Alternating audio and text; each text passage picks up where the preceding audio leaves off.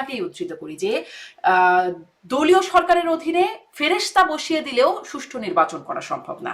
মানে ফেরেশতা তো কোথায় আর নুরুল হুদারা কোথায়?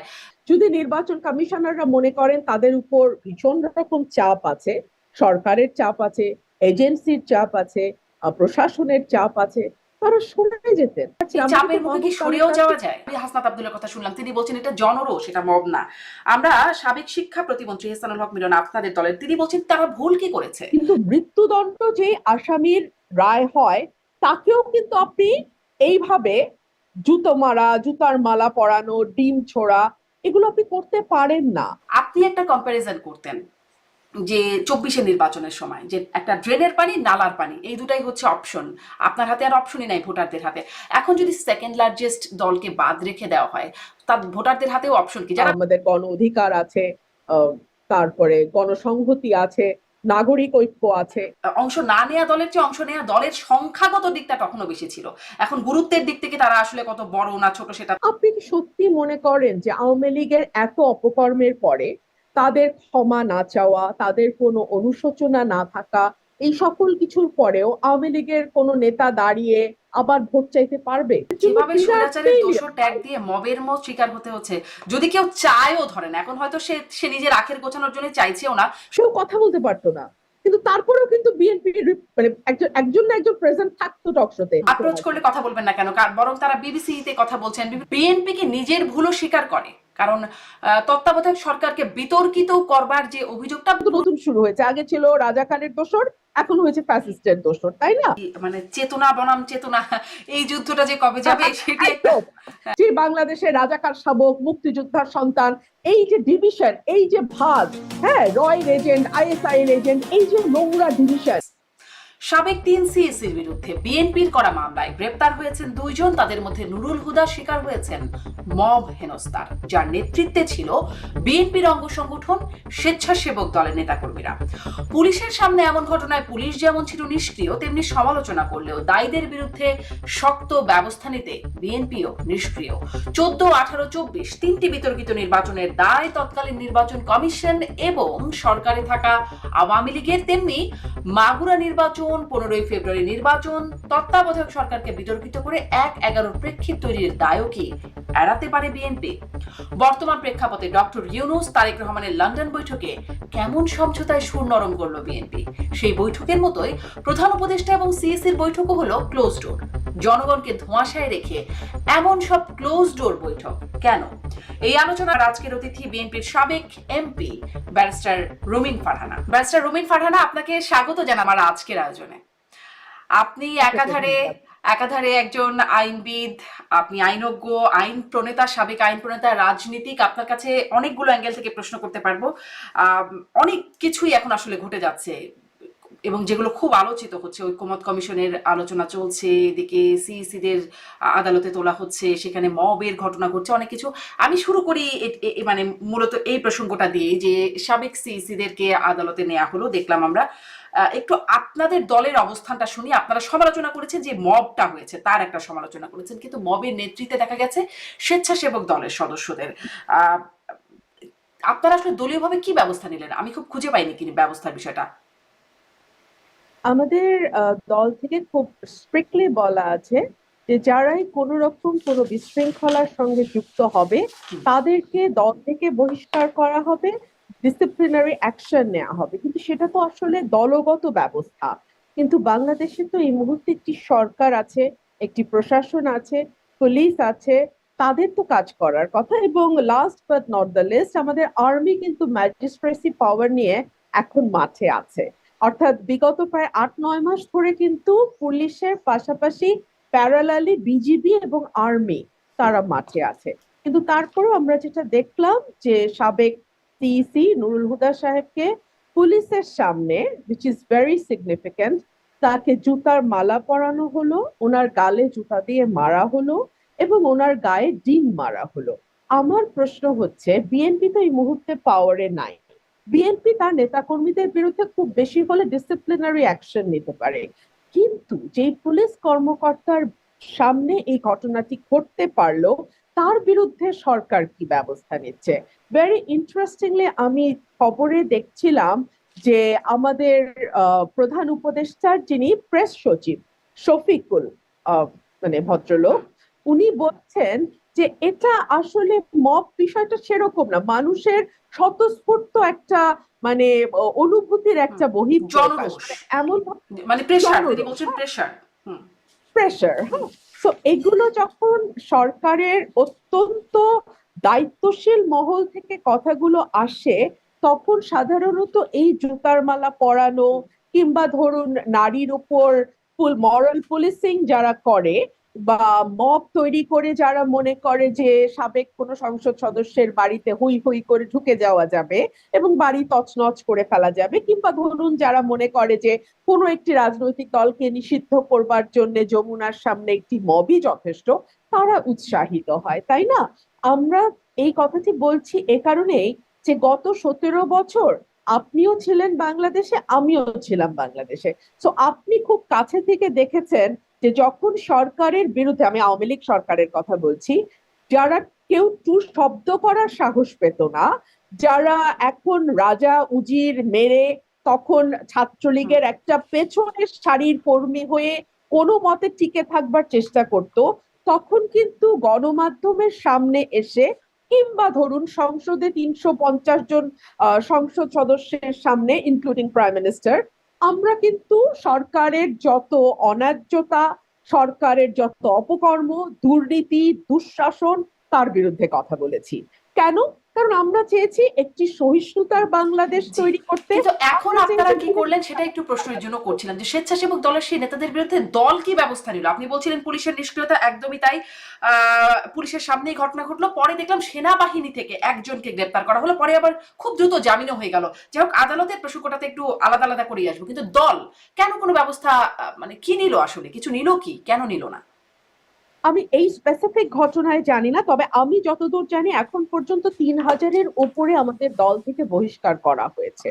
আমি এই যে বহিষ্কারের যে সংস্কৃতি বিএনপি শুরু করেছে, এটাকে আমি খুব পজিটিভলি দেখি। কেন দেখি? বিকজ বাংলাদেশে কিন্তু আমরা অস্বীকারের সংস্কৃতি দেখেছি এত বছর, ডিনায়ালের সংস্কৃতি। সেই জায়গা থেকে বেরিয়ে এসে নিজের দলের দোষ স্বীকার করা, নিজের দলের কর্মীর বিরুদ্ধে ব্যবস্থা নেওয়া, স্বয়ং অ্যাক্টিং চেয়ারম্যান নিজে বলা যে বিএনপি এখন দলগতভাবে ব্যবস্থা নিচ্ছে দলের শৃঙ্খলা ভঙ্গের জন্য বা কোন রকম ফৌজদারি কার্যকলাপে যদি যুক্ত থাকে, আমরা এই মুহূর্তে যেহেতু সরকারে নেই, আমরা ফৌজদারি ব্যবস্থা নিতে পারবো না, বাট আমরা যখন সরকারে যাব, উনি একদম স্পেসিফিক্যালি এই কথা বলেছেন, তখন কিন্তু আমরা খুব শক্তভাবে এর মানুষদেরকে বিচারের আওতায় আনবো। আমরা কিন্তু তখন দল কিংবা কোন পরিচয়ে তারা রাজনীতি করছে বা কোন মতাদর্শে তারা রাজনীতি করছে সেগুলো আমরা জি, দেখবো না। এই তো স্পেসিফিক ঘটনাটার বিষয়ে আপনি বলছেন যে আপনার কাছে খুব এই বিষয়ে খুব তথ্য নাই, যে দল ব্যবস্থা নিল।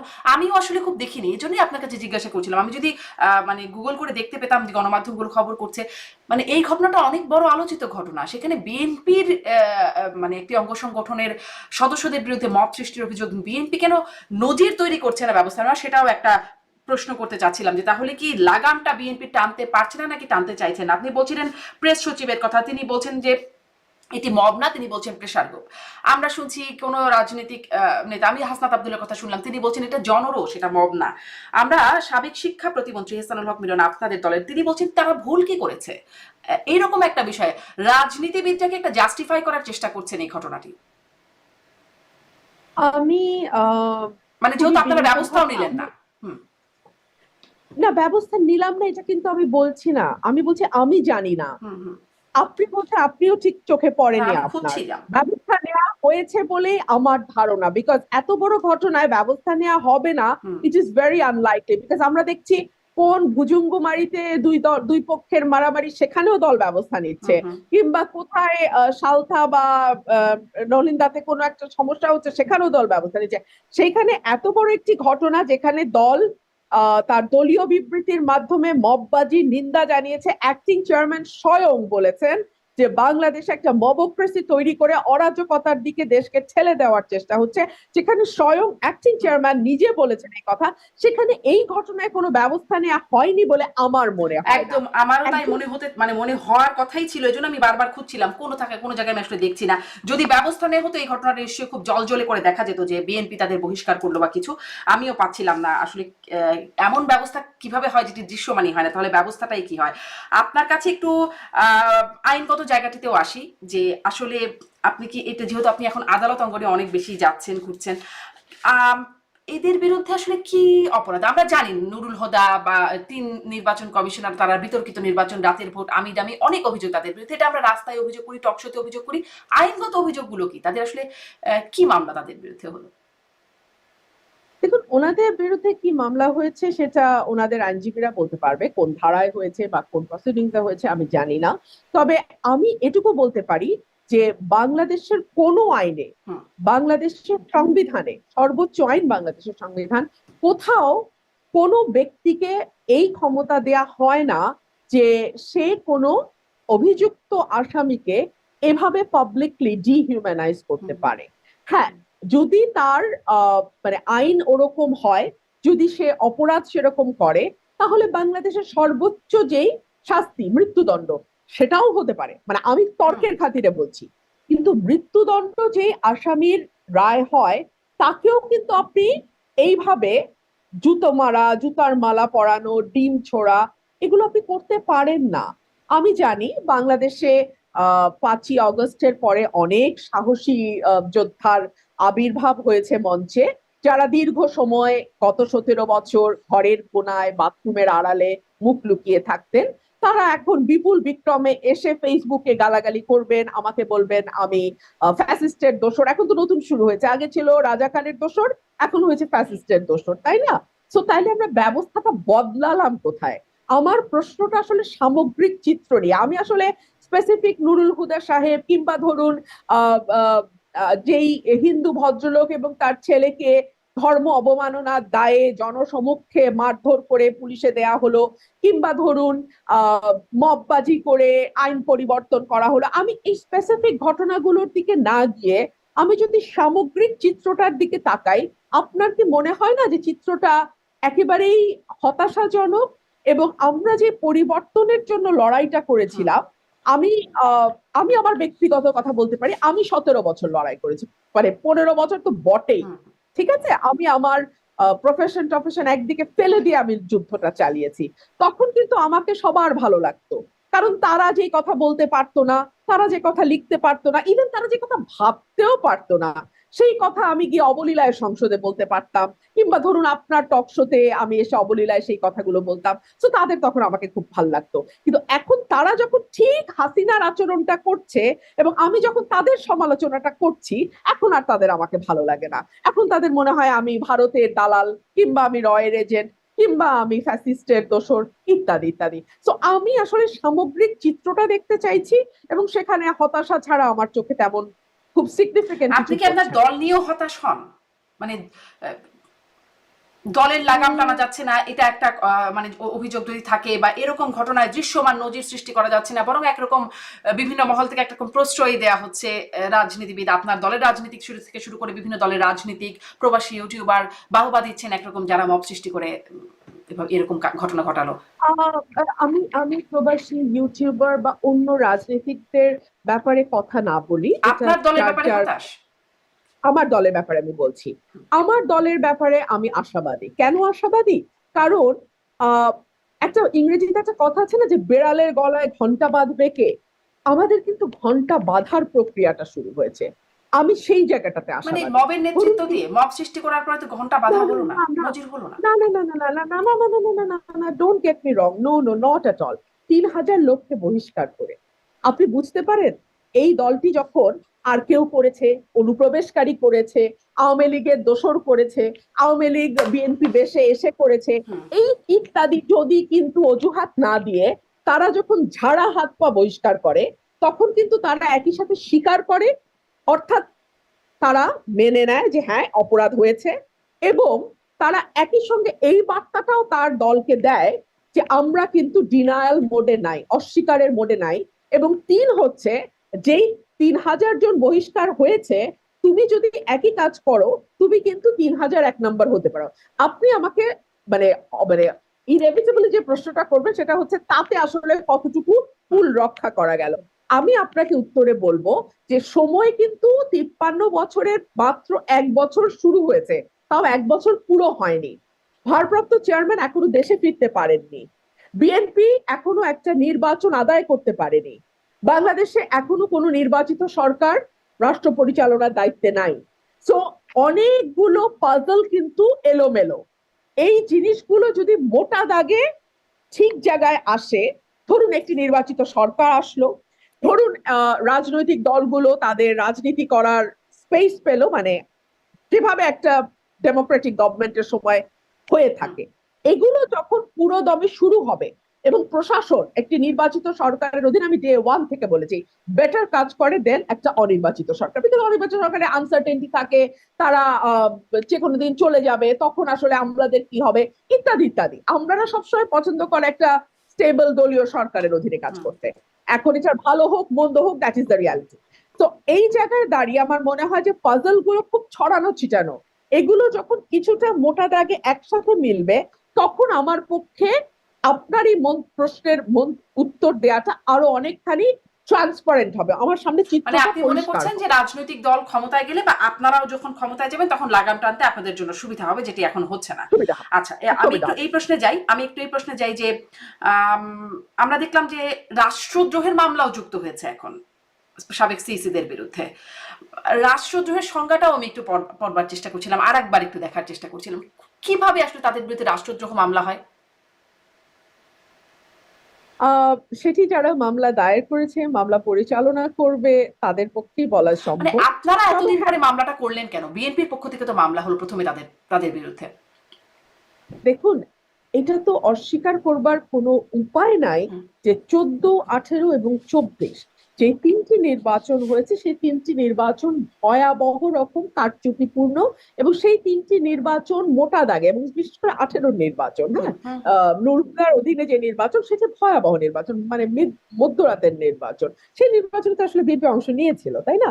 তো এই 3টি নির্বাচন বাংলাদেশের ইতিহাসে কলঙ্কিত নির্বাচন। এবং এই 3টি নির্বাচন কমিশনের অধীনে এই 3টি নির্বাচন হয়েছে, তারা কিন্তু প্রত্যেকেই শপথবদ্ধ কমিশনার যে তারা বাংলাদেশে একটি প্রত্যক্ষ ভোটে, মানুষের প্রত্যক্ষ ভোটে নির্বাচিত সরকারের কাছে আহ, মানে হুম। ক্ষমতা যাবে আর কি, মানে তারাই মেজরিটি পাবে। কিন্তু মানুষের প্রত্যক্ষ ভোট হতে হবে। যদি নির্বাচন কমিশনাররা তাদের এই শপথ রক্ষা করতে না পারেন, যদি নির্বাচন কমিশনাররা মনে করেন তাদের উপর ভীষণ রকম চাপ আছে, সরকারের চাপ আছে, এজেন্সির চাপ আছে, প্রশাসনের চাপ আছে, তারা সরে যেতেন। তারা বলতেন আমি দায়িত্ব পালন করতে পারছি না। এই আমরা কিন্তু চাপের মুখে কি মাহবুব সরেও তালুকদারকে, যাওয়া যায়? কেন নয়, আমরা তো, অথবা আপনারা ওই জায়গা থেকে বসেই তাদের গলা মানে কণ্ঠ রেইজ করতেন। আমরা তো মাহবুব তালুকদারকে দেখেছি, তিনি তার তিনিও তো সরে যাননি, কথাগুলো হ্যাঁ। যতটুকু সম্ভব না সরে যাননি, কিন্তু তিনি তার মাধ্যমে আমরা অনেক কথা জানতে পেরেছি। তাতে কতটুকু লাভ হয়েছে কি হয়েছে সেটা ভিন্ন আলাপ। লাভ হয়নি তাও কিন্তু না, সরকারের বিরুদ্ধে জনমত গঠনে এবং সরকারের এই ধরনের তঞ্চকতা, এই ধরনের কারচুপি ব্যাপারে মানুষের মধ্যে এক ধরনের কনসিয়াসনেস বা অ্যাওয়ারনেস গ্রো করতে ডেফিনেটলি মাহবুব তালুকদারের সেই সময়কার কথাগুলো ভূমিকা রেখেছে, নো ডাউট অ্যাবাউট দ্যাট। তবে রাষ্ট্রদ্রোহিতা দেখুন ইন আ সেন্স যে এই যে 3টি নির্বাচন, যে 3টি নির্বাচনে মানুষ ভোট দিল না, সেই 3টি নির্বাচনে অটো পাসের মতো অটো সরকার গঠিত হয়ে গেল, তাতে বাংলাদেশ আজকে যেই জায়গায় এসে দাঁড়িয়েছে, এই 3টি নির্বাচনের ভূমিকা আপনি কি করে সেখানে অস্বীকার হুম, করেন? নিশ্চয়ই সেটি অস্বীকার করবার একদমই কোনো সুযোগ নেই। 3টি বিতর্কিত নির্বাচন, প্রশ্নবিদ্ধ নানানভাবে, সেই নির্বাচন নিয়ে তো আছে। কিন্তু আমি আসলে আপনি বিভিন্ন সময় তখনও বলতেন, আপনার দলের নেতারা বলতেন, অনেক বিরোধী, তখন বিরোধী পক্ষের নেতারা এটা বলতেন, আপনাকেই উদ্ধৃত করি, যে আহ, দলীয় সরকারের অধীনে ফেরেশতা বসিয়ে দিলেও সুষ্ঠু নির্বাচন করা সম্ভব না। মানে ফেরেশতা তো কোথায় আর নুরুল হুদারা কোথায়? তাহলে তাদের আর কি দায়? আপনি তো আগেই দায় মুক্তি মানে তাদেরকে দিচ্ছেন যে ফেরেশতা হলেও এমন কি সম্ভব না। দেখুন, এটা তো পলিটিক্যাল রেটরিক থাকবেই, তাই না? পলিটিক্যাল বক্তব্য থাকবেই। তবে আমি যদি আমার আসনে বসে আমার শপথ রক্ষা করতে না পারি, তাহলে সবচেয়ে ডিগনিফাইড এবং গ্রেসফুল ওয়ে হচ্ছে আমার আসন থেকে আমার সরে যাওয়া।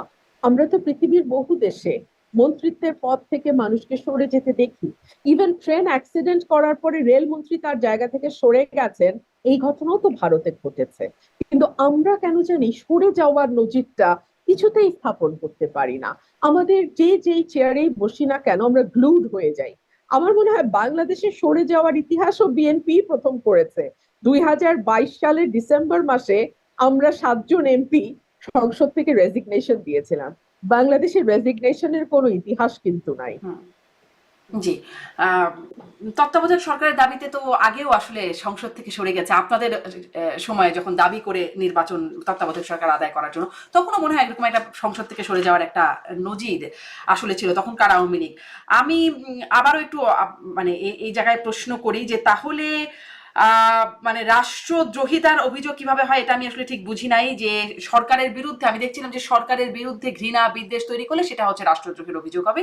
এটা আসলে তারা কিভাবে রাষ্ট্রদ্রোহের অভিযোগ হলো বুঝলাম না। একটু বলবেন এই বর্তমান সিইসি বা বর্তমান নির্বাচন কমিশনের জন্য এটি কি কোনো বার্তা দেয়? কারণ এনসিপি দল হিসাবে এই নির্বাচন কমিশনকে বিএনপির প্রতিপক্ষপাত দুষ্ট হিসেবে আখ্যায়িত করছে এবং তাদের পদত্যাগও চাইছে, বাতিল চাইছে। আমি আপনাকে বললাম না যে আমরা আমাদের রাজনীতির যে দুষ্ট ক্ষত 15 বছরে রচিত হয়েছে, সেখান থেকে গত 10 মাসে তো বের হতে পারি নাই। সে কারণেই আমাদের মানে ট্যাগ দেওয়াটা, সে কারণে লেবেল দেওয়াটা খুব তাড়াতাড়ি আমরা করে ফেলি। বর্তমান নির্বাচন কমিশনের অধীনে কিন্তু একটি নির্বাচনও হয় নাই। এক, দুই হলো বাংলাদেশে দুটো বৃহৎ রাজনৈতিক দল এখন পর্যন্ত, দ্বিদলীয় ব্যবস্থা সোজা কথায়। আমরা যদি, যেহেতু গত 3টি নির্বাচন সুষ্ঠু হয় নাই, তো আমরা যদি ধরেও নেই যে আওয়ামী লীগের ভোট অনেকখানি কমে গেছে, তারপরও দেখা যাবে যে বাংলাদেশে second largest political party Awami League. তো আমরা এই মুহূর্তে যেহেতু আওয়ামী লীগ মাঠে নাই, যে কোনো একটি নির্বাচন মোটামুটি সুষ্ঠু নির্বাচন যার অধীনেই হোক না কেন, অবভিয়াসলি মানে কাদের রাষ্ট্র ক্ষমতায় যাওয়ার সম্ভাবনা সবচেয়ে বেশি আপনি বলুন? নিঃসন্দেহে বিএনপি। নিঃসন্দেহে বিএনপি। দেখুন, আপনি কিন্তু বিএনপির কোনো পর্যায়ের নেতা কর্মী সমর্থক কোনোটি নন, আপনি একজন সংবাদ গণমাধ্যম কর্মী, তাই না? কিন্তু আপনারও মনে হচ্ছে যে বিএনপিরই সবচেয়ে বেশি সম্ভাবনা।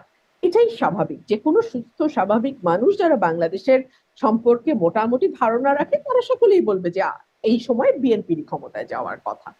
এই এখন যদি আপনি এই বিষয়টিকে ঘোরালো করতে চান, এই বিষয়টিকে ঘোলা করতে চান এবং ঘোলা পানিতে মাছ শিকারের চেষ্টা করেন, আপনার প্রথম টার্গেটই হবে নির্বাচন কমিশনকে মেলাইন করা।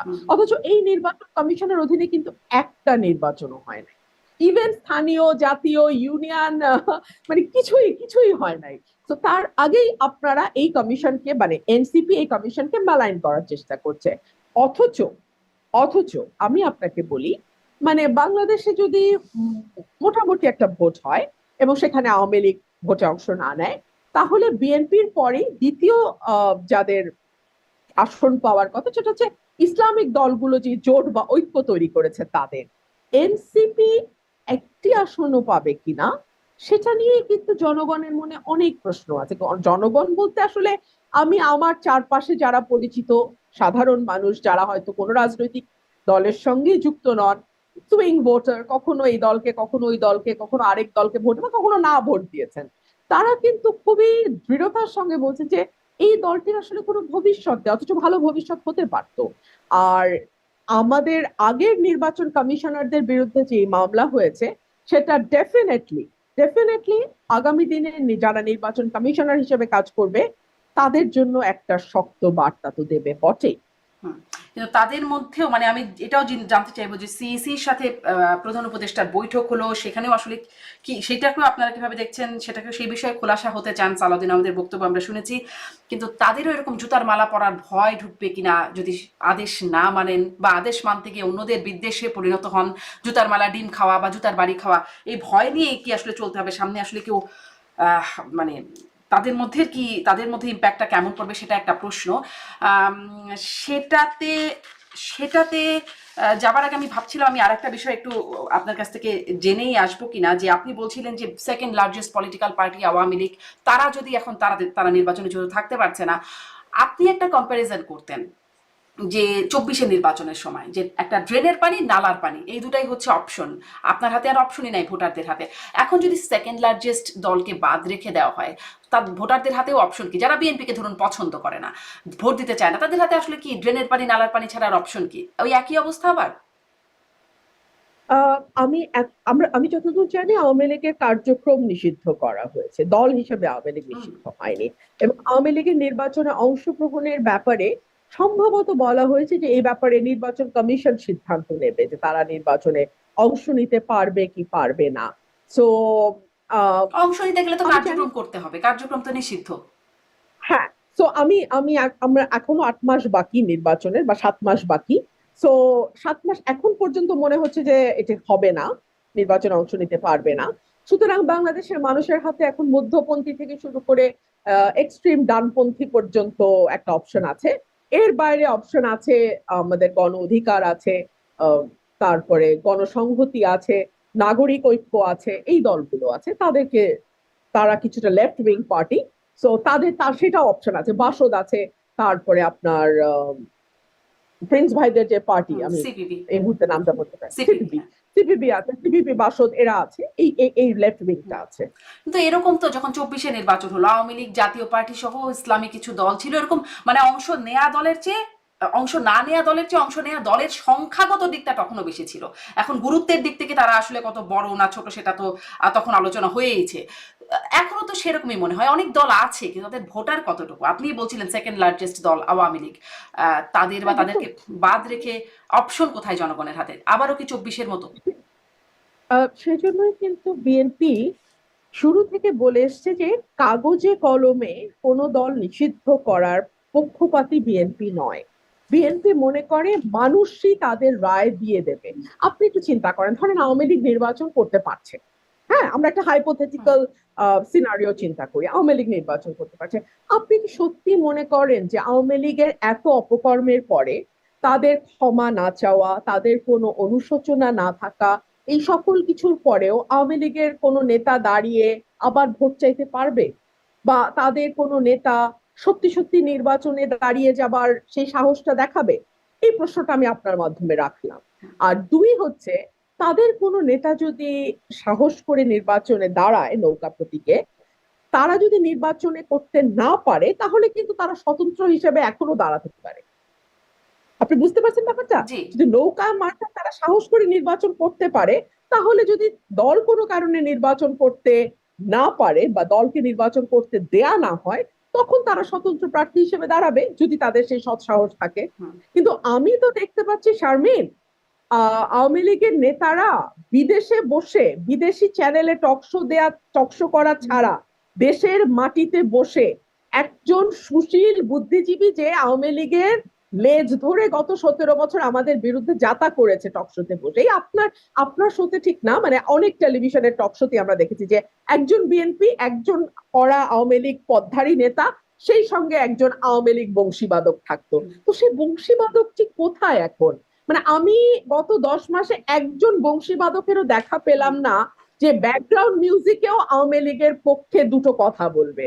এটা তো আসলে একটা দলের জন্য যেভাবে বিরাট স্বৈরাচারের দোষর ট্যাগ ফেইলিয়ার। দিয়ে মবের মত শিকার হতে হচ্ছে, যদি কেউ চায়ও, ধরেন এখন হয়তো সে সে নিজের আখের গোছানোর জন্য চাইছেও না, সুবিধাবাদী গোষ্ঠী তারা হয়তো সুবিধা নেবার আবারও চেষ্টা করছে, যদি কেউ চায়ও, সেই সুযোগটা কি তাদের আছে বংশী বাজানোর? আপনি আমাকে একটা ভালো প্রশ্ন করেছেন, এই সুযোগে আমি আপনাকে একটা কথা বলি। বাংলাদেশে একটা সময় বিএনপির পক্ষে কথা বলার মতন কিন্তু পুলিশের মামলা হামলা, গুম, মিথ্যা মামলা, কারাগারে নেয়া, কেউ কথা বলতে পারতো না। কিন্তু তারপরেও কিন্তু বিএনপি মানে একজন একজন না একজন প্রেজেন্ট থাকতো টকশোতে। হুম। ফর এক্সাম্পল, আমি 12 সাল থেকে লাগাতার বিএনপির পক্ষে বলে গেছি। আমরা দেখেছি পিয়াস করিম স্যার সেই সময় ভীষণ ভোকাল ছিলেন। হুম। আই এম টকিং অ্যাবাউট 2010, 11, 12 হুম। এর কথা, হ্যাঁ। আমি সেই সময় আমার আরো কিছু সহকর্মীর কথা বলতে পারি যারা কিন্তু লাগাতার কথা বলে গেছে। কিন্তু আওয়ামী লীগে আমরা তো দলে থেকে দল করে, আমার নামে তো হত্যা মামলাও আছে, কিন্তু কথা তো বন্ধ হয় নাই। কিন্তু এখন কেন আমরা একজন মানে বংশীবাদকও আওয়ামী লীগের পাই না। এটা কিন্তু ফুড ফর থট, এটাকে আপনি উড়িয়ে দিলে হবে না। আপনি এটা কি মনে ভাবার করেন বিষয় আসলে আছে। কেন পান না? মানে আওয়ামী লীগের লোকজন বিদেশি চ্যানেলে আপনি বলছিলেন তারা সেখানে যদি কথা বলতে চায় এবং কথা বলতে আগ্রহী হয়, দেশি চ্যানেলে তারা যায় না নাকি সুযোগ পায় না? তাদেরকে ডাকে না, তাদেরকে ডাকতে বাধা দেওয়া হয়? আমি আমি আমি আমি কিন্তু ব্যক্তিগতভাবে চ্যানেলগুলোর সাথে কথা বলেছি। চ্যানেলগুলো কিন্তু অ্যাপ্রোচ করে না, তাদেরকে, অ্যাপ্রোচ বাট করলে তারা তারা আসতে অ্যাপ্রোচ রাজি করলে না। কথা বলবেন না কেন? বরং তারা বিবিসিতে কথা বলছেন, বিভিন্ন জায়গায় কথা তো বলছেনই, এমন তো না যে কথা বলতে চান না। কেন বলছেন না আমার ধারণা, তারা খুব ভালো করে জানেন দেশের মাটিতে যারা আছেন তাদেরকে তো চ্যানেলে গিয়ে কথা বলতে হবে আসলে, তাই না? না, ও তো জুমে তারা খুব কানেক্টেড হতে ভালো পারেন। করে, আপনি যেভাবে হচ্ছেন আমার সাথে।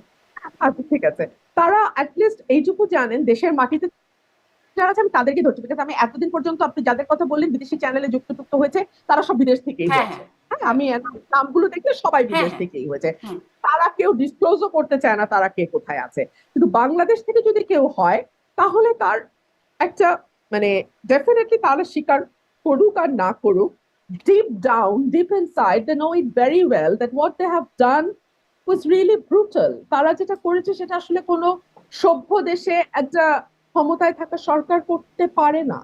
So they know it very well, এবং এটার কনসিকুয়েন্স এখন এখন অনেকেই বলবেন যে ওই রকম একটা ঘটনা যেটা ১.৫ মাসে ১.৫০০ মানুষকে মেরে ফেলা জাতিসংঘের রিপোর্ট বলছে, কিংবা ধরুন ২০,০০০ মানুষ পঙ্গু হয়ে যাওয়া, তো এইরকম ঘটনার সঙ্গে যারা যুক্ত তাদের, যারা যে কজন দেশেও আছে, তারা সত্যি তাদের তো মানে ভয় না থাকলেও ভয় পাওয়ার কথা। যদি কোনো ভয় নাও থাকে তারপরও ভিতর থেকেই তাদের একটা ভয় থাকার কথা যে ও hmm. My god what we have done. এবং আমাদের নেতৃত্ব পালিয়ে গেছেন এবং গিয়ে তার মধ্যে কোন রকম কোনো অনুশোচনা, কোন রকম কোনো দ্বিধা, কোন রকম কিছু নাই, তিনি এক মাথা গুনছেন যে একে একে একে একে একে একে আমি ফাঁসি দিব। তো এইগুলো তো আসলে একটা পলিটিক্যাল দলের হয় না, তাই না? একটা পলিটিক্যাল দল তো আসলে এইভাবে হওয়ার কথা না। জি, তা তো বটেই, সেটা তো হওয়ার কথাই না। কিন্তু আমি আসলে এটাও জানতে চাইছিলাম যে তারা যদি চায় তাদের কথা বলার সুযোগটা কোথায়? তাদের রাজনৈতিক কর্মকাণ্ডও নিষিদ্ধ, গণমাধ্যমেও খুব তাদের অ্যাক্সেস নাই। আচ্ছা আমি আপনাকে বলি, গণমাধ্যমে তাদের অ্যাক্সেস নাই, কথা বলা নিষিদ্ধ। আপনার নিশ্চয়ই মনে আছে যখন সব বন্ধ হলো আমি আমার নিজের একটা চ্যানেল রুমিনস ভয়েস খুলে নিজে নিজে কথা বলতাম, বলেছেন, হ্যাঁ। সেটাও তো তারা করতে পারেন, তাই না? হুম। আমরা কিন্তু তাদের কাউকে সেরকম তেমন বলেন দেখিনি মনে হয় করতে। এরকম দু একজনের কথা, তারপরে সেখান থেকে বেছে বেছে সংবাদ করা হয়। আমি দেখি গণমাধ্যমে সেখান থেকে সংবাদ হয়।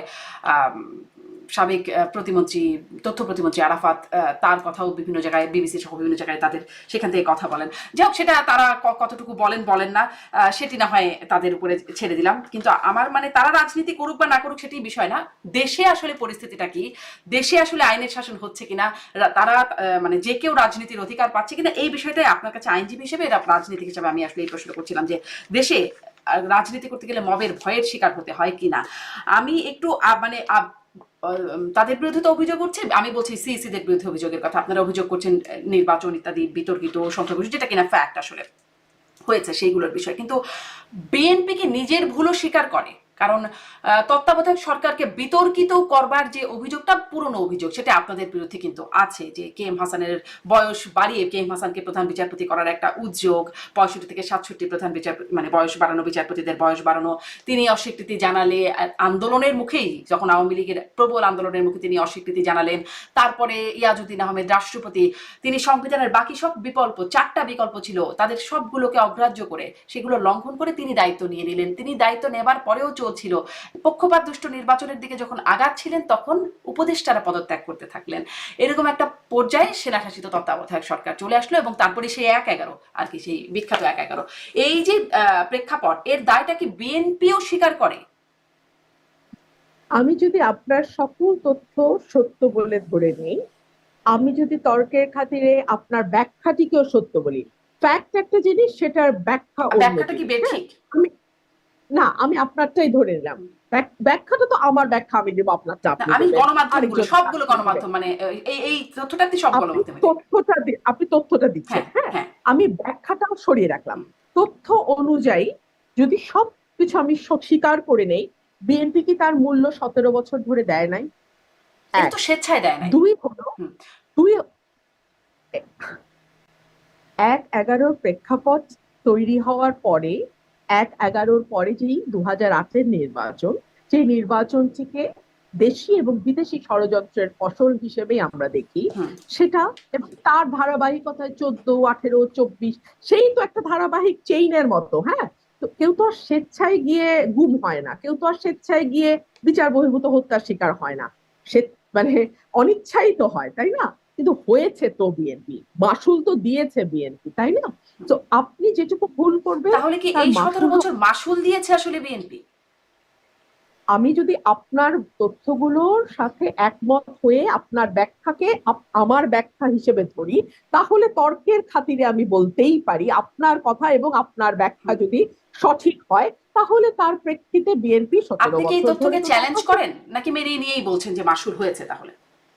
বিচারপতিদের বয়স বাড়ানো নিশ্চয়ই হয়েছে, হুম। কিন্তু সেটি কেন হয়েছে, সেই সময় আইনমন্ত্রীর মনের ভিতরে কি ছিল, সেই সময় প্রধানমন্ত্রীর চিন্তার জগতে কি ছিল, সেটা তো আমি বলতে পারবো না। হুম। সেটা তো আইনমন্ত্রী তৎকালীন মওদুদ আহমেদ এবং প্রধানমন্ত্রী দেশনেত্রী বেগম খালেদা জিয়াই জানেন।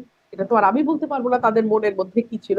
বিচারপতিদের বয়স বাড়ানো হয়েছে, নিশ্চয়ই বাড়ানো সব হয়েছে। মানে এখন পলিটিক্যাল আপনি, অ্যানালিস্টদের কথা তো আমরা আমলে নেই, এখনো নেই, এখনো যারা মানে বিশ্লেষণ করেন তাদের কথা আমরা আমলে নেই। তখনকার আমল, তখনকার কথাও যদি নেই, সবাই কিন্তু এই ব্যাখ্যাটা করেন। মহিউদ্দিন খান আলমগীরের কথা যদি ধরি, তারপরে আমি দেখছিলাম মানে Mohiuddin BBC Khan voice of Alamgir, Mohiuddin Khan Alamgir কি যেন নাম ওনার, জাসদের উত্থান পতন বিখ্যাত বইটা লিখেছেন যিনি, মহিউদ্দিন, মহিউদ্দিন আহমেদ, মহিউদ্দিন আহমেদ। মহিউদ্দিন আহমেদ, আমি দুঃখিত, একটু ভুল হয়ে গেছে নাম বলতে।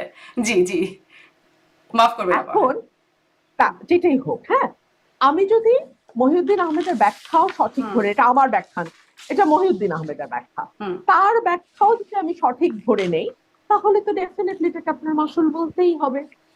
তাহলে আপনি চিন্তা করেন, 2 বছর বয়স বাড়ানোর মাসুল যদি 17 বছর হয়, তাহলে এই 17 বছরে বিএনপির 1.5 লক্ষ নেতাকর্মীকে সকাল বিকাল মামলা দেয়া, বিএনপির চেয়ারপারসনকে 77 বছরের সলিটারি কনফাইনমেন্টে নেওয়া, বাড়ি ছাড়া করা, বিএনপি নেতাদের গুম করা, হত্যা করা, এবং last but not the least, এই 1.5 মাসে 1,500 মানুষকে হত্যা করা এবং 20,000-এর উপরে আহত করা, অন্ধ করা, এটার মাসুল আওয়ামী লীগকে কত বছর দিতে হবে? অবশ্যই দিতে সেই হবে। সঙ্গে আপনার কারচুপিপূর্ণ নির্বাচন আছে, উইদাউট অনুশোচনা তাদের বড় বড় কথা বলা আছে, দেশ থেকে পালিয়ে যাওয়া আছে, অনেক কিছু আছে। হুম। তো তাইলে বোঝেন, 2 বছরের মাসুল যদি 2 বছর বাড়ানোর মাসুল, তাও সেটার অর্থ ভিতরে তাদের কি ছিল না না, তারাই জানে। ব্যাস রুমিন ফারনা, 2 বছর বাড়ানোটা তো অপরাধ না। 2 বছর বাড়িয়ে মানে অপরাধের যদি বলি বা অভিযোগের জায়গাটা যদি হয়, সেটা হচ্ছে তত্ত্বাবধায়ক সরকার ব্যবস্থাকে বিতর্কিত করা, যে সেখানে ইয়াজুদ্দিন আহমেদ এসে সংবিধানের ধারাগুলোকে মানে অনুচ্ছেদগুলোকে আমলে না নিয়ে, তাই নয় 2 কি? বছরের ব্যবস্থা হচ্ছে যাতে কেএম হাসান স্যারকে চিফ কেয়ারটেকার গভর্নমেন্ট করা যায়, হ্যাঁ। এই তো কথাটা। হ্যাঁ। আচ্ছা, এখন তারপর 2 তিনি যখন না বছর হলেন তখন ইয়াজুদ্দিন আহমেদ হয়ে গেলেন। অন্যান্য অন্যান্য ইয়েগুলো এক্সস্ট করা হয়নি প্রপারলি, এটা একটা দাবি আছে। আমি যদি পাল্টা বলি, সেই সময় যারা ছিলেন, মানে জাস্ট ইমিডিয়েট আগের বিচারপতি, প্রধান বিচারপতি যারা ছিলেন, তারা রাজি হন নাই হইতে। তাদেরকে অ্যাপ্রোচই তো করা হয় লাস্ট, নাই। আহা, আমার জানা মতে অ্যাপ্রোচ করা হয়েছে। কোনো গণমাধ্যম কেন সেটা দেখুন, জানে না? আমি কিভাবে বলবো? আমার তো মনে হয় তখনকার গণমাধ্যমে আছে যে তারা না বলেছে। এখন আপনাকে তাহলে 17 বছর আগের গণমাধ্যমে হ্যাঁ, আমি যেতে হবে, আসলে তাই এটা আমার দেখছিলাম। সামনে, আমি ওই সময় আমার সামনে গণমাধ্যম তো এখন সুযোগ হয়ে গেছে, ডিজিটাল প্ল্যাটফর্ম। আমি আসলে ওখানেই দেখছিলাম সবগুলো, এবং আমি দেশীয় গণমাধ্যম বাদ দিয়ে মানে একটু আন্তর্জাতিক, BBC Bangla, Voice of America, Deutsche Welle, এই গণমাধ্যমগুলো আমি খুব খোঁজ নিচ্ছিলাম। একটাতেও এরকম দেখা যায়নি তাদেরকে অ্যাপ্রোচ করা হয়েছে। প্রত্যেকটাতে একই কথা বলছে যে তাদেরকে সবগুলো বিকল্পকে বাদ দিয়ে ইয়াজুদ্দিন আহমেদ ক্ষমতা নিয়ে নিলেন। আমি জানি না, আমার সামনে এখন পত্রিকা নাই, আপনার তথ্যের উপর ভিত্তি করে আমাকে বলতে হবে। আপনার তথ্যের উপর ভিত্তি করে যদি আমি বলি, আমরা কিন্তু একই জায়গায় ঘুরপাক খাচ্ছি শারমিন, আপনি কিন্তু আগাচ্ছেন না। মাসুল দিয়েছে, ঠিক আছে?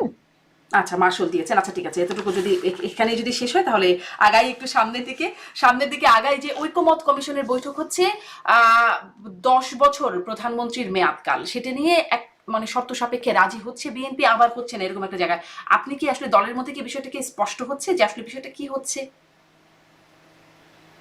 বুঝিনি, মানে আবার বলেন। প্রধানমন্ত্রীর মেয়াদ নিয়ে বিএনপি আসলে ছাড় দেবে, তার সাথে সাংবিধানিক মানে নিয়োগ সংক্রান্ত প্রতিষ্ঠান, এর সম্পর্ক কি, মানে এটা মানলে এটা হবে, এরকম কেন হচ্ছে? আপনি তো লয়ার স্টুডেন্ট, আমি যতদূর জানি নেগোসিয়েশনে এটাই হয়। হুম নেগোসিয়েশনে আপনি যখন একটা কিছু ছাড়েন, আপনি এক্সপেক্ট করেন আরেকজনের কাছ থেকে আপনি আরেকটা কিছু অ্যাচিভ করবেন, হুম সেজন্য আপনি ছাড়টা দেন। এভাবেই একটা নেগোসিয়েশন আগায়। যেহেতু এখন ঐক্যমতের যেই আলোচনা চলছে সরকারের সঙ্গে এবং অন্য রাজনৈতিক দলগুলোর সঙ্গে, that is nothing but negotiation. নেগোসিয়েশনে আমরা একটা পয়েন্টে ছাড় দেবো so that we can gain another point. এভাবেই আমরা বলছি যে ঠিক আছে আমরা 10 বছর মেনে নিচ্ছি, একজন প্রধানমন্ত্রী 10 বছর সর্বোচ্চ থাকতে পারবেন, কিন্তু তার বিনিময়ে আমরা সাংবিধানিক সংস্কার কি বলে এনসিসি আমরা মানতে এনসিসি। রাজি না। হুম হ্যাঁ, ন্যাশনাল কনস্টিটিউয়েন্ট হ্যাঁ, কাউন্সিল আহ, সম্ভবত। তো তো সেটা হলে বা ওরকম একটা মানে ওটা বাদ দিয়ে একটা কমিটির কথাও বলা হচ্ছে, এটা হলে আসলে সমস্যাটা কি? যদি সাংবিধানিক সমস্যাটা নিয়োগগুলো কি? হয়, বলছে যে নির্বাহী ক্ষমতা, বিএনপি বলছে নির্বাহী ক্ষমতা কমানোর একটা প্রক্রিয়া চলছে, কেন সেটা মানে মনে হচ্ছে? আহ, আমি আমি আমি এনসিসির মেম্বার গুলো দেখছিলাম, প্রধানমন্ত্রী, লিডার অফ দি অপোজিশন, বিরোধী দলীয় নেতা, রাষ্ট্রপতি, speaker, deputy speaker, whereas speaker থাকবে সরকারি দল থেকে, ডেপুটি থাকবে বিরোধী দল থেকে। হ্যাঁ, আর আরেকটা দেখলাম স্পিকার, ডেপুটি স্পিকার, প্রধান বিচারপতি। তো তাহলে এই সংস্থাটি কোনোদিন কোনো বিষয়ে একমত হতে পারবে? আমার প্রশ্ন। আমার মনে হয় পারবে না। আপনার মনে হতে পারে পারবে, আমার মনে হয় পারবে না। বাংলাদেশের যে মানে রাজনৈতিক সংস্কৃতি, দুই হলো, যদি নির্বাহী বিভাগ বা সরকার কোনো ডিসিশনই নিতে না পারে, দেশটাকে আমরা চালাবো কি করে, আগাবে কি করে, বিএনপি ক্ষমতা আসলে বিএনপি চালাবে কি করে? প্রতিটি সিদ্ধান্তই যদি বাধার মুখে পড়ে, প্রতিটি সিদ্ধান্ত নিতেই যদি বাধা আসে, বিএনপি চালাবে কি করে দেশ? দুই। তিন হলো, এই প্রতিষ্ঠানটি কার কাছে জবাবদিহি করবে? কারণ এখানে আপনি প্রধান বিচারপতিকে ইনক্লুড করছেন, অর্থাৎ আপনি জুডিশিয়ারিও বাদ দিচ্ছেন না। সম্ভবত তিন বাহিনীও এর সাথে ইনক্লুডেড, তিন বাহিনীর প্রধানও থাকবে। তিন বাহিনীর, মেবি, হ্যাঁ। I am not very sure, I am not হ্যাঁ, ভেরি এদের শিওর। বাদ বাদ রাখারও একটা প্রক্রিয়া দেখছিলাম, মানে এদের তিন বাহিনীর যাই হোক, প্রধানকে মানে বাদ রাখা হবে। আপাতত ইনিশিয়াল ছিল। ডিসিশনে তারা হ্যাঁ। ছিলেন। হ্যাঁ, তো তাহলে আপনি আসলে কার কাছে জবাবদিহি করবেন? আপনি তো এটার মধ্যে সবাইকে ঢুকায় ফেলছেন। হুম আপনি এখানে বিরোধী দলকে আনছেন, সরকারি দলকে আনছেন, স্পিকারকে আনছেন, মানে অর্থাৎ আইন বিভাগ, বিচার বিভাগ, নির্বাহী বিভাগ, সবাইকে মিলায় আপনি একটা কাউন্সিল বানাইছেন, যেই কাউন্সিলটা আসলে কোনো সিদ্ধান্ত নেওয়ার ব্যাপারে এতই বাধার মুখে পড়বে যে সিদ্ধান্ত নেওয়া সম্ভব হবে না। অর্থাৎ সরকারের কাজ ধীর গতি হবে, সরকারের কাজ আগাবে না। আর এই এই সংস্থাটি যদি কোনো রকম কোনো আহ মানে আহ, বিচ্যুতির সঙ্গে যুক্ত হয় বা কোনো রকম কোনো অ্যালিগেশন আসে, তখন আসলে কার কাছে আপনি যাবেন? Because chief justice is always also মানে পার্ট অফ দিস টিম। আচ্ছা, তো তার এইটা মানে না আসলে কারো ক্ষমতায় মাথায়, গেলে ক্ষমতাসীন মানে সরকার যে যারা থাকবে তারা ঠিক মতো কাজ করতে পারবে না, তাদের ফাংশন করতে পারবে না, এই জন্য আপনারা এটার বিরোধিতা করছেন। এটা একটা বড় কারণ, আর এইটা একটা বড় জবাবদিহিতা কারণ। আরেকটা। আর আর 10 বছর প্রধানমন্ত্রীর মেয়াদ, এটি আসলে আপনারা কেন এখানে আটকে যাচ্ছিলেন? মানে এটার সাথে এটা শর্ত একটা রইলো, 10 বছরের মেয়াদ মানতে অসুবিধা কি হয় আপনাদের? আর যদি মানতে অসুবিধাই হয় তাহলে আপনারা কেন পরপর 2 টার্ম এটি আবার দিয়েছিলেন, মানে 2 টার্মের বেশি পরপর হতে পারবে না, এটিও আপনাদের যুক্তিটা কি? দেখুন, ওয়েস্টমিনিস্টার ডেমোক্রেসিতে একটা দল নির্ধারণ করবে তার প্রধানমন্ত্রী কে হবে।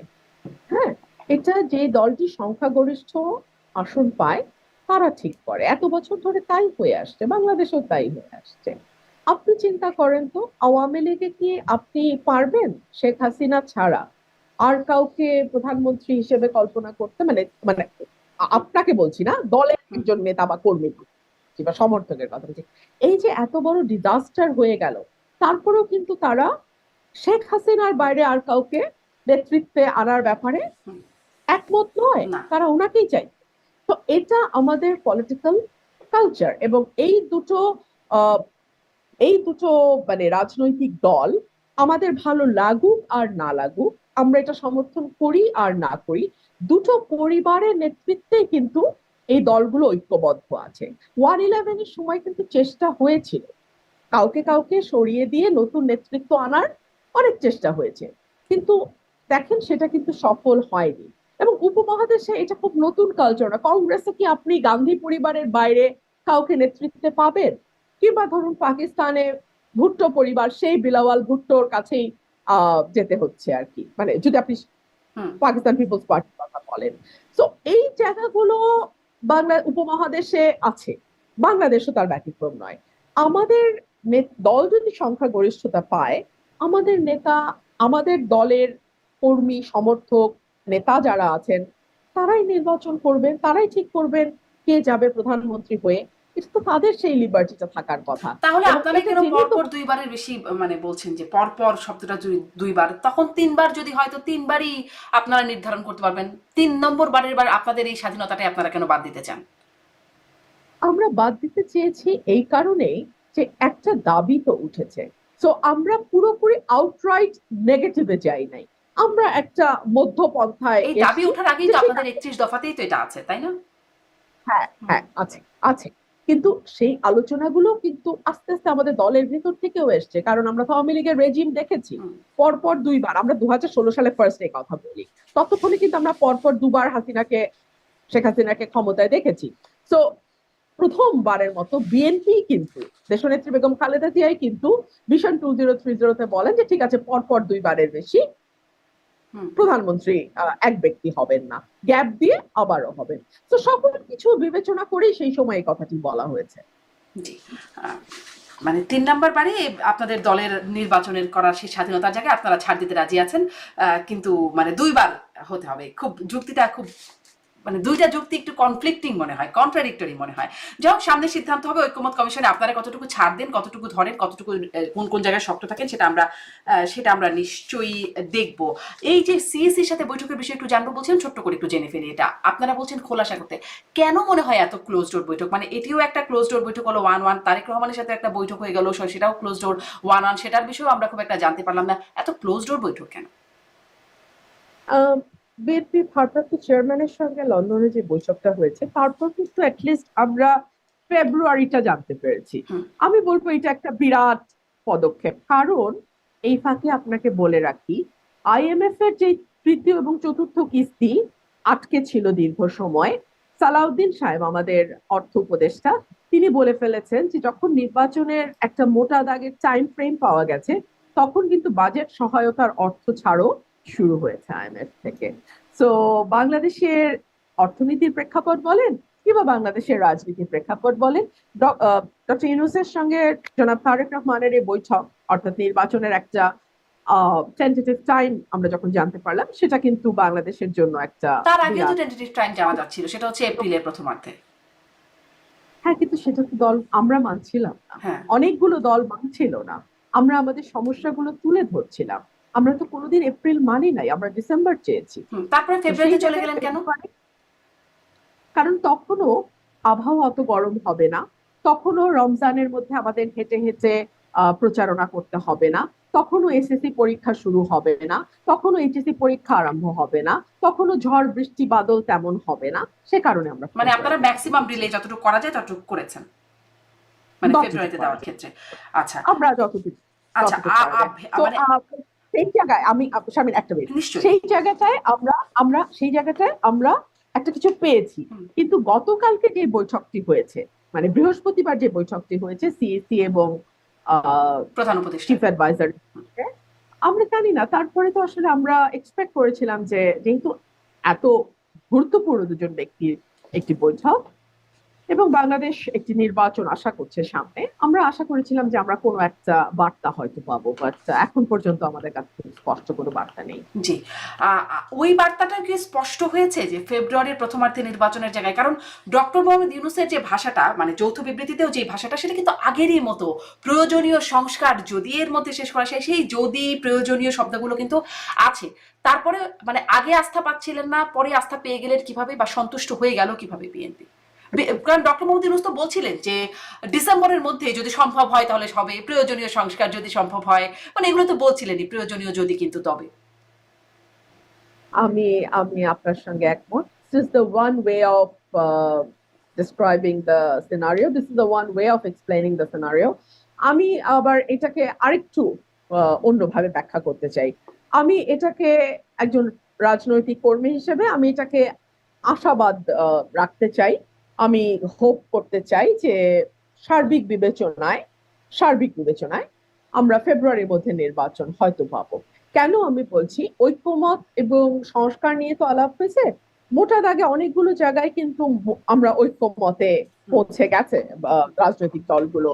এবং যেটা আপনি বলছিলেন যে 10 বছর এবং এনসিসির ব্যাপারটা, হ্যাঁ, প্রধানমন্ত্রী 10 বছর আর এনসিসি একটা নেগোসিয়েশনে এসছে, আমরা কিছু ছাড় দিলাম, তারা কিছু ছাড় দিল, একটা মিডল পয়েন্টে আসলো। তো এরকম করে আমাদের হাতে এখনো 7 মাস সময় আছে।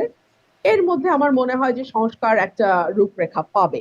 আর বিচারের কথাটা আমি একজন আইনজীবী হিসেবে বলি, বিচারের কিন্তু কোনো সময় দিয়ে নির্ধারণ করে বিচার হয় না। এটা হয় না, এটা না ফৌজদারি না দেওয়ানি কোনো বিচার টাইম, মানে এই 10 দিনে আপনাকে বিচার করে ফেলতে হবে, এটা হয় না ভাই। ইভেন যেই মামলাগুলোতে বলে 90 দিনের মধ্যে তদন্ত কার্য সম্পাদন করতে হবে, সেটারও কিন্তু আবার এক্সটেনশনের প্রভিশন থাকে, you know it well, right? তো টাইম দিয়ে বিচার হবে না, এটা ডক্টর ইউনূস বুঝবেন না তা না। তো আমার মনে হয় উনি সার্বিক বিবেচনায়, আমি আশা রাখতে চাই, এখনো 7 মাস বাকি, ডিসেম্বরে আমরা নির্বাচন, সরি ফেব্রুয়ারিতে আমরা হ্যাঁ, নির্বাচন আর করব। কি নেগোসিয়েশন হলো সেই বিষয়ে কি জানা গেছে? মানে কি সমঝোতা হলো, দুই পক্ষ সন্তুষ্ট হলো 1.5 ঘন্টার বৈঠকে? এটা কি আর পরবর্তীতে কিছু জানা গেছে? আমরা অতটুকুই জানি ফেব্রুয়ারির বিষয়টা আসছে। আমি জানি। আচ্ছা, এরপরে আর কিছু জানা যায় না। আসলে অনেক কিছু হচ্ছে কিন্তু জানা যাচ্ছে না। এজন্যই অনেক কৌতূহল, অনেক এরকম অস্পষ্টতা, বা সমীকরণ মেলানোর চেষ্টা। ইশরাক ইস্যু থেকে আপনারা ছাড় দেওয়ার একটা মানে ওই বৈঠকের পরে আমরা দেখেছি বিএনপির সুর নরম হয়েছে। আগে যে একটা আন্দোলন আন্দোলন মানে সন্তুষ্ট হয়েছে, যেহেতু বিএনপি একটা সুর আগে যেটা শক্ত ছিল সেটা একটু নরম হয়েছে বৈঠকের পরে। ইশরাক ইস্যু থেকে আপনারা ছাড় দেওয়ার জায়গায় গেছেন? মানে সেই আন্দোলনটাও খুব চড়া একটা আন্দোলন ছিল, তারপরে এখন একটু স্তীমিত বা নাই আর কি। একটু স্থগিত, হ্যাঁ। ইশরাকের ঘটনাটা আমি এটুকুই বলবো, এটি দুঃখজনক, আনফরচুনেট। এই ছেলেটি আদালতের রায় পেয়েছেন, সর্বোচ্চ আদালত থেকে রায় এনেছেন, কেবলমাত্র তার শপথটা বাকি ছিল। আমি জানি না আসিফ মাহমুদ সাহেব কেন তার শপথ পড়ানোর ব্যাপারে এতই অনিচ্ছুক ছিলেন। আচ্ছা ধরুন তিনি একদিনের জন্য মেয়র হলেন, আমি জাস্ট তর্কের খাতিরে আপনাকে বলছি, ধরলাম তিনি একদিনের জন্য মেয়র হলেন, তার কি সমস্যা হতো বলেন তো? সে তো আদালতের রায় পেয়েছে, এবং সর্বোচ্চ আদালত অ্যাপেলেট ডিভিশন সেই রায়টি আসিফ মাহমুদের পছন্দ নাই হতে পারে, সেটা ভিন্ন আলাদা হিসাব, তাই না? কিন্তু সেটা তো একটি রায় এবং সেটি সরকার মানতে বাধ্য। এটা আসিফ মাহমুদের পছন্দ অপছন্দের উপরে নয়। আপনি যখন এই রায়টি মানছেন না, তখন আমার মনে প্রশ্ন আসে যে আপনি যেমন হিজবুত তাহরীরের একজন কথিত সদস্যকে উত্তরে বসিয়েছেন, সেই রকমই কাউকে কি আপনি দক্ষিণের জন্য বেছে রেখেছেন? কারণ বাজারে তো এই কথাও আছে যে আসিফ মাহমুদ ঢাকার কোনো আসন থেকে নির্বাচন করবেন, এবং সে কারণেই কি তিনি তার পছন্দের কাউকে ঢাকার মেয়রের একটা প্রাইস পোস্টিং এ বহাল রাখতে চান, যাতে নানান রকম সুবিধা সেই সময় পাওয়া যায়? আমি জাস্ট স্পেকুলেশন থেকে বলছি, এবং রাজনৈতিক বিশ্লেষণ এভাবেই হয়। এখন বিএনপি আসলে কি করবে বা কি করলো? এই জায়গাটা ছেড়ে দিল নাকি আরো আগাবে সামনে এটি নিয়ে? এটা আমার মনে হয় সময় বলবে, কারণ আমরা কিছুদিন আগেও দেখেছি তীব্র আন্দোলন হয়েছে, এবং আমাদের দল ডেফিনেটলি পরবর্তী নির্দেশনা আমরা দেখবো কি হয়। জি, শেষ করব। সামনে আসলে একটা প্রশ্ন একটু মনে হয় রয়ে গেল, যে 3টি দিবস ঘোষণা করেছে: 16ই জুলাই আবু সাইদ দিবস, 5ই আগস্ট জুলাই গণহত্যা গণ আন্দোলন দিবস, এবং 8ই আগস্ট নতুন বাংলাদেশ দিবস। এটি নিয়ে আপনি কি মন্তব্য করবেন? এনসিপি বলছে 8ই আগস্ট নতুন বাংলাদেশ দিবস, সেটি তারা আসলে সমালোচনা করছে। আপনারা এই দিবসগুলো নিয়ে আপনাদের মন্তব্য কি? আমরা তো দিবস ভিত্তিক রাজনীতি দেখলাম অনেক বছর, স্বদেশ প্রত্যাবর্তন দিবস, বিদেশ গমন দিবস, জন্মদিন দিবস, মৃত্যুদিন দিবস আমরা দেখেছি। শারমিন, দিবস কিন্তু আমাদেরকে কিছু নিয়ে আসতে পারে নাই আমাদের জন্য। দিবসের তাৎপর্য যদি আমরা ধারণ না করি, দিবসগুলোর মর্মার্থ যদি আমরা আমাদের কাজে না পালন করি, তাহলে আসলে দিবস পালনটা না ওই গান বাজনা খাওয়া দাওয়া আড়ম্বরের মধ্যেই থাকে, তাই না? আমরা কি কম দিবস দেখেছি আওয়ামী লীগের সময়? কিন্তু এই দলটি, যেই দলটি নিজেকে মুক্তিযুদ্ধের সপক্ষের শক্তি এবং মুক্তিযুদ্ধের প্রেক্ষাপট রচনাকারী দল হিসেবে দাবি করে, তার হাত দিয়েই কি আমরা একটার পর একটা কারচুপিপূর্ণ নির্বাচন দেখি নাই? সেই দলের হাত দিয়েই কি আমরা দেখি নাই ভিন্ন মতকে কিভাবে কিভাবে কিভাবে দমন করা যায়? তো আমার মনে হয় যে এই দিবস দিবস পালন করতে চান করেন, কিন্তু দিবসের মর্মার্থ, তাৎপর্য এবং সেই দিবসটি আসলে আপনাকে কি বার্তা দিয়েছে, সেই বার্তাটিকে যদি আপনি কাজে পরিণত করতে না পারেন, আগামীর বাংলাদেশ যদি আপনি একটা ইনক্লুসিভ বাংলাদেশ তৈরি করতে না পারেন, সকলের বাংলাদেশ তৈরি করতে না পারেন, যে বাংলাদেশে আসলে আপনিও বাস করবেন, আমিও বাস করব, আপনিও আপনার মতন আপনার জীবনযাপনটা করতে পারবেন, আমিও আমার মতো আমার জীবনযাপনটা করতে পারবো, আমিও আপনার জীবনযাপনে মরাল পুলিশিং করব না, আপনিও আমার জীবনযাপনে মরাল পুলিশিং করবেন না, আপনি কোন রাজনীতি করবেন, আপনি কোন দলকে ভোট দেবেন, আপনি কোন মতামতকে মনে লালন করবেন, সেটা নিয়ে আমি অদ্ভুত উদ্ভট ট্যাগ আপনাকে দেব না, কিংবা আপনাকে ডিহিউম্যানাইজেশন করবো না, মানে আপনাকে মানুষের স্তর থেকে নিচে নামিয়ে ফেলবো না, সো দ্যাট আপনার সঙ্গে যে কোনো রকম অন্যায্য আচরণ জায়েজ হয়ে যায় বাংলাদেশে। মানে এইরকম একটা বাংলাদেশের জন্য আমি আমার 17 বছর, আমি আমারটা বলতে পারি, আমি ভাই অন্য কারোরটা জানি না, আমি আমারটা বলি। আমি এমন একটা বাংলাদেশের লড়াই করেছিলাম, যে বাংলাদেশে রাজাকার শাবক মুক্তিযোদ্ধার সন্তান, এই যে ডিভিশন, এই যে ভাগ, হ্যাঁ, রয় এজেন্ট, আইএসআই এর এজেন্ট, এই যে নোংরা ডিভিশন, এটা থেকে বের হয়ে একটা বাংলাদেশ, সকলের বাংলাদেশ করার জন্য আমি লড়াই করছি। মানুষেরটা আমি জানি না। জি, তো এই সেই বাংলাদেশ যতদিন না হয়, আমার কাছে কোনো দিবসের আসলে তেমন কোনো তাৎপর্য মাহাত্ম নাই। নাই। জি, সেই মানে চেতনা বনাম চেতনা, এই যুদ্ধটা যে কবে যাবে সেটি একটা একদম, একদম। চেতনার যুদ্ধ আর কি, সেটি যে কবে যাবে সেটি একটা বড় বিষয়। আপনারা সামনে মানে আপনারা আপনাদের মাসুলের কথাও বলছিলেন, সামনেও আর এরকম হবে না, মানে আওয়ামী লীগের বিরুদ্ধে বিশাল অভিযোগ, এই 3টা নির্বাচন কারচুপি, বিতর্ক, দামি আমি, রাতের ভোট, অনেক রকম অভিযোগ। আপনাদের বিরুদ্ধেও কিছু আছে, উপনির্বাচন, মাগুরার উপনির্বাচন, আপনাদের বিরুদ্ধে 15 ফেব্রুয়ারি আছে, সামনে আপনারাও ক্ষমতায় যাবেন, এরকম আর হবে না, সেই মানে নিশ্চয়তাকে আপনারা জনগণকে দিচ্ছেন, দিতে পারছেন? আমি আপনাকে বলি, বাংলাদেশে আগামী নির্বাচন অন্তত 4টা যদি মোটামুটি সুষ্ঠু হয়, 20 বছর সময়, হুম, বাংলাদেশ কিন্তু অনেকখানি ট্র্যাকে থাকবে, ট্র্যাকে উঠবে, প্রতিষ্ঠানগুলো শক্তিশালী হবে, প্রশাসন শক্তিশালী হবে, ইন্ডিপেন্ডেন্ট হবে, স্বাধীন হবে, এবং বাংলাদেশ যে ধরনের বাংলাদেশের স্বপ্ন আমি দেখেছি, আমরা দেখেছি, সেই ধরনের বাংলাদেশের দিকে অনেকটা এগিয়ে যাব। আর আবারও যদি বাংলাদেশের নির্বাচন নিয়ে খেলাধুলা করার স্বপ্ন কেউ দেখে বা কেউ করার চেষ্টা করে, যে কেউ, it could be anyone, hmm, it could be anyone, even this government, তাকেও কিন্তু আওয়ামী লীগের মতোই মাসুল দিতে হবে। দেখুন, ইতিহাস কিন্তু তার শিক্ষাগুলো রেখে যায়, শিক্ষা আপনি নেবেন কি নেবেন না, সেটা তো আসলে আপনার উপর নির্ভর করে।